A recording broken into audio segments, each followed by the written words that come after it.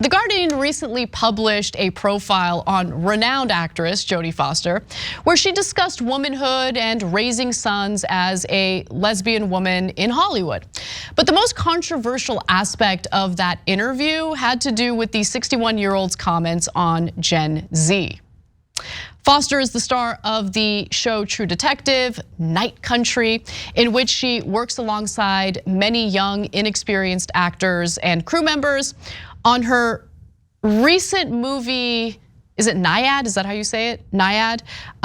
Foster said that she was working with an even less seasoned team. So young people, she's working with young people. I don't know why, like all these euphemisms. She's working with young people. And in this profile, she talks about taking on a mentorship role for younger people in the industry. And this is what she says. I do a lot of reaching out to young actresses. I'm compelled because it was hard growing up. But the author adds that for all of her cheerleading of Gen Z, Foster is also pretty irritated by them. They're really, oh my God, they're really annoying, especially in the workplace. They're like, nah, I'm not feeling it today. I'm gonna come in at 10:30 a.m. Or like in emails, I'll tell them, this is all grammatically incorrect. Did you not check your spelling? And they're like, why would I do that? Isn't that kind of limiting? Okay. That's deep. What are your thoughts, John, about her comments here? I don't know who she worked with. Look, as you're getting into, she is hardly the first person that has made these observations. I will say I have not directly experienced that. So it's, it's really hard when it's outside of your bubble to know. I would say it's not inconceivable. I mean, we know that the technology is very different. We know that there's a generation coming into the workplace now that has had access to this technology from, when they were like toddlers or whatever. Like that is definitely going to affect people in some way. Some of them are just coming from either high school years or college years in the pandemic. That's gonna change how you interact with a lot of things. You literally were forced to be remote. So I'm sure they are different in some ways, but I don't know exactly what. And I'm also sure that as a person who is, more advanced in years, she's gonna be bothered even if they're not really that different. So it's really hard to say. Like, I'm sure there's something to it. You would not have so many people who are managing workers say that there's a difference, but it's hard to say on a case-by-case basis how fair it is.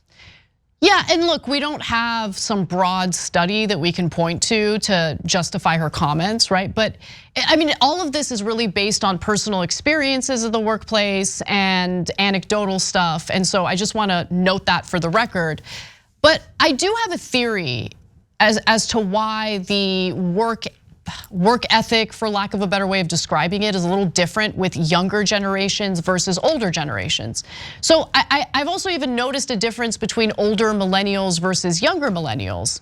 And I think a lot of that has to do with the overall economy and what people are inspired to do and less inspired to do. So for instance, growing up, especially as the child of two immigrants, we didn't have a lot of money, but I had this sense that there was something to work toward, right? If you work hard and if you go to school, you get your education, you can aspire to greater things. You'll be able to afford a home. You'll be able to live a lifestyle that was a little more privileged, better than the lifestyle that your parents had. But with things kind of devolving, and especially when it comes to simple things, what used to be considered simple things for Americans back in the day, being able to own a home, that has become out of reach for a lot of people. So I'm just guessing, I could be entirely wrong, but I think for those who are less motivated in the workplace, it might have something to do with the fact that they feel as though there's nothing that they're really working toward, that they can work as hard as they want, but it's not gonna afford them the type of American dream that previous generations were able to look forward to. Do you get what I'm saying? Yeah, I think that that's fair. Look,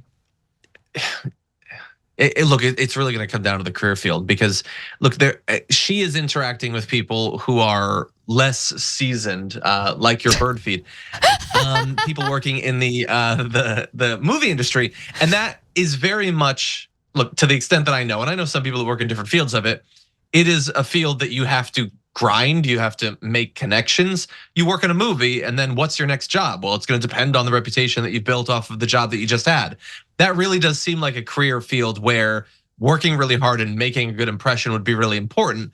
Whereas I totally understand people who, like one of the jobs that people when I was in college would get nearby was working at a FedEx, like sorting facility or whatever. Like the idea that you're gonna like really invest a lot of your spirit into or whatever, when you know that they don't necessarily care about, I don't mean to like on FedEx or whatever.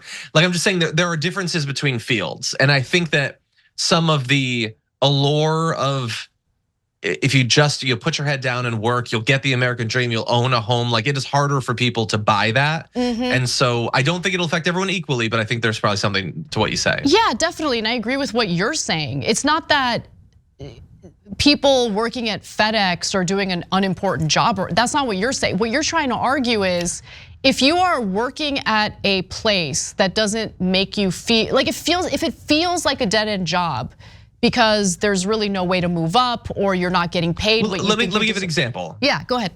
So the example basically is, I think of very similar jobs. Like if you imagine like old school working at one of the auto manufacturers or whatever, and now you're one of the many people who work, for instance, like Amazon. It's one of the biggest employers or whatever. Like theoretically back in the day, you work hard, you have a good reputation, you work your way up, you can make more money, you can get better benefits and stuff like that. The idea that the company gives a damn about you for most of these companies has been shattered. Everybody knows what Amazon thinks about their line workers and their drivers. That has been made abundantly clear. So it's not about the nature of the work or how important it is or whatever. It's the idea that if you work hard, it will be respected and you will be rewarded in kind. Yes. And there are still opportunities for that, but I think the assumption going in that that's how you're gonna be treated, I think is harder for people to buy. Yes, I totally agree with that interpretation. And I do think that you get what you give, right? And if you show that you respect the people you work with, more often than not, that respect is reciprocated. So if Jodie Foster feels that the young people that she's working with are not being respectful in the workplace, I don't know how Jodie Foster acts in the workplace, but I think the biggest mistake people make is thinking that their ego should rule the way that they behave in the workplace, right? Doesn't matter if you have seniority, doesn't matter if you've been at a company much longer than the younger workers. You still have to respect them. And if you show them respect, more often than not, they're going to want to deliver for you. At least that's been my experience, right? And so that's something to keep in mind for Jodie Foster and people who think like her about younger workers. And look, I also don't want to provide cover for workers who just happen to be crappy. There are crappy workers, but let me tell you something. There are crappy workers in every generation, at least from my experience. And she did get some backlash for those comments. And so during a sit down with Jimmy Kimmel, he asked about her Gen Z comments and she said, yeah, I got some grief, grief from my sons for that one. So she admitted that to Foster after conversations with her two sons who are now in their 20s. I'm older and you tend to do that. In my day, I had to walk to school with my crampons on, which is apparently spiky shoes for like icy roads. But the new generation— High heels. They're not high heel, okay. They're spiky shoes, so you don't like slip in the ice, I guess. I live in California, so I've never had to deal with crampons, and they need to change the name of those shoes. That's a weird name. But anyway, she also says, but the new generation, they're lucky because they learned that they could say no, and we didn't know that. And that's totally true. I mean, the idea of being insubordinate and like, I remember growing up and no, you do everything that's asked of you. You never talk back. You never question why you're being asked to do something.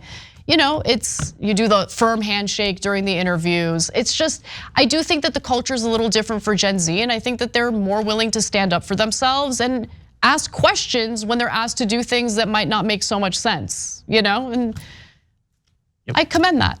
I don't really have a problem with that.